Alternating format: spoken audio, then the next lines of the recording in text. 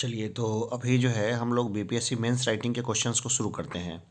तो आज का जो क्वेश्चन है वो देखते हैं। तो एक ही क्वेश्चन लेंगे आज के सेशन में, और यही क्वेश्चन है, इसी का आंसर आपको देना है। और आप चाहें तो इस क्वेश्चन का आंसर इंग्लिश में भी लिख सकते हैं और हिंदी में भी लिख सकते हैं। इसको ट्रांसलेट करने की मुझे ज़रूरत महसूस नहीं हो रही, लेकिन फिर भी अगर आप लोग में से कई लोग बोलेंगे कि मुझे हिंदी में समझ में नहीं आ रही, तो फिर मैं उसका ट्रांसलेट कर दूंगा इंग्लिश में।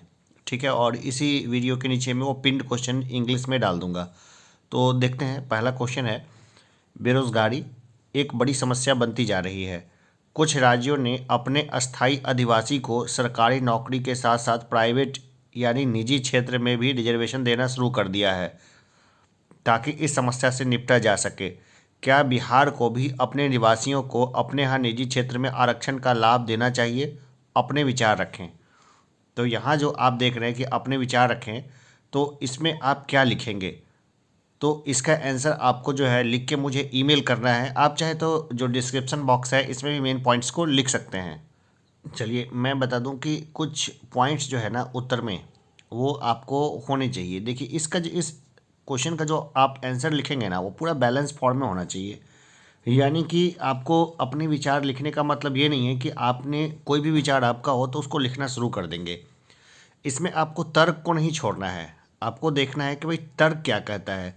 भाई लॉजिक लॉजिक जो है उसको आपको नहीं छोड़ना है। आप एक चीज़ देखिए कि यहाँ पे जो है जोर किस चीज़ पे है, तो प्राइवेट सेक्टर पे है।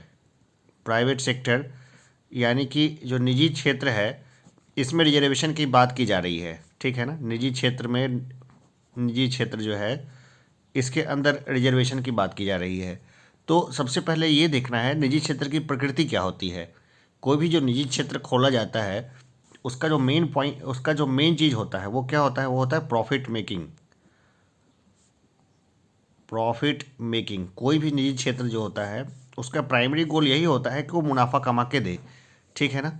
लेकिन पीएसयू में या गवर्नमेंट सेक्टर में ये चीज़ अनिवार्य नहीं है। जैसे रेलवे, रेलवे वैसी जगहों पे भी चलाई गई थी जहाँ पे उनको बिल्कुल भी कोई मुनाफा नहीं मिल पा रहा था। उनका पर्पस यही था कि वो पूरे भारत को बस कनेक्ट करें, मतलब जोड़ के रखें।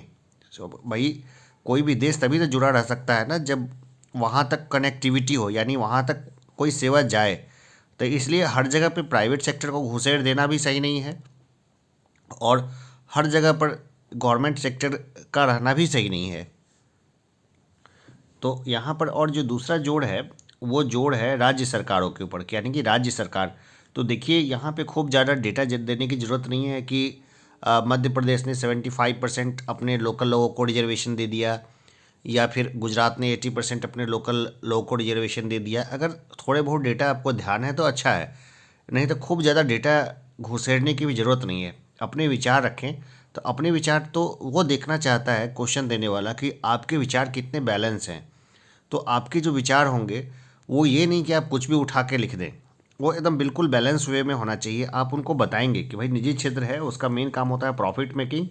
और दूसरा क्या है कि अगर जो स्किल्ड लेबर अगर नहीं मिलेगा उनको, अगर स्किल्ड लेबर नहीं मिलेगा, अगर स्थानीय लोग स्किल्ड नहीं होंगे, तो वैसे कंडीशन में क्या होगा? वैसे कंडीशन में जब स्थानीय लोग स्किल्ड नहीं होंगे तो काम वो कैसे रखेगा स्थानीय लोगों को? तो सरकारों को क्या चाहिए कि पहले स्थानीय लोगों को स्किल्ड बनाए। लेकिन स्किल्ड बनाना एक लंबी प्रक्रिया का हिस्सा है, यानी उसमें 8 साल, 10 साल, 12 साल वगैरह लग जाते हैं। सरकारें 5 साल के लिए चुनी जाती है, तो उनकी प्राथमिकता में ये नहीं होता। लेकिन होना चाहिए कि हम अपने यहाँ के लोगों को स्किल्ड बनाएं, सिर्फ खाना पूर्ति नहीं। अभी आप देखिए, जितने कुशल युवा प्रोग्राम वगैरह के कार्यक्रम चल रहे हैं बिहार में, तो उसमें क्या है कि एक तरह से खाना पड़ती है, क्योंकि जो स्टूडेंट अपने घरों में जाते हैं तो उनको फिर और सिस्टम्स वगैरह अवेलेबल नहीं है। और इसका मतलब ये नहीं कि उसका बिल्कुल भी इस्तेमाल नहीं है, लेकिन जो ग्रोथ है वो बहुत धीरे है। फिर अगर निजी क्षेत्र में अगर राज्य सरकारें हस्तक्षेप करने लगेगी तो वो इन्वेस्टमेंट क्यों करेंगे? वो अगर उनको अच्छा ह्यूमन रिसोर्स नहीं मिलेगा अगर उस राज्य में, तो वो इन्वेस्टमेंट लेके नहीं जाएंगे। तो इससे तो और नुकसान हो जाएगा ना। तो इस तरह के पॉइंट्स जो है ना वो आपके उत्तर में झलकने चाहिए। तो आप इसका उत्तर लिखें, मुझे ईमेल करें। और मैं रेफरेंस के लिए बता दूं कि अभी जो है 1 वीक तक का पहले का जो है काफ़ी ज़्यादा इसके ऊपर न्यूज़ में और बाकी जगह पे इसके ऊपर में काफ़ी चर्चा हो रही है। तो आप चाहें तो थोड़ा बहुत जो है ना गूगल वगैरह से इस कंटेंट को आप स्टडी कर लें, स्टडी करने के बाद हमें बताएं ज़रूर। तो आपने क्वेश्चंस को देख लिया, क्वेश्चन को एक बार फिर से देखेंगे। बेरोजगारी एक बड़ी समस्या बनती जा रही है। कुछ राज्यों ने अपने अस्थायी अधिवासी को सरकारी नौकरी के साथ साथ प्राइवेट निजी क्षेत्र में भी रिजर्वेशन देना शुरू कर दिया है ताकि इस समस्या से निपटा जा सके। क्या बिहार को भी अपने निवासियों को अपने यहाँ निजी क्षेत्र में आरक्षण का लाभ देना चाहिए?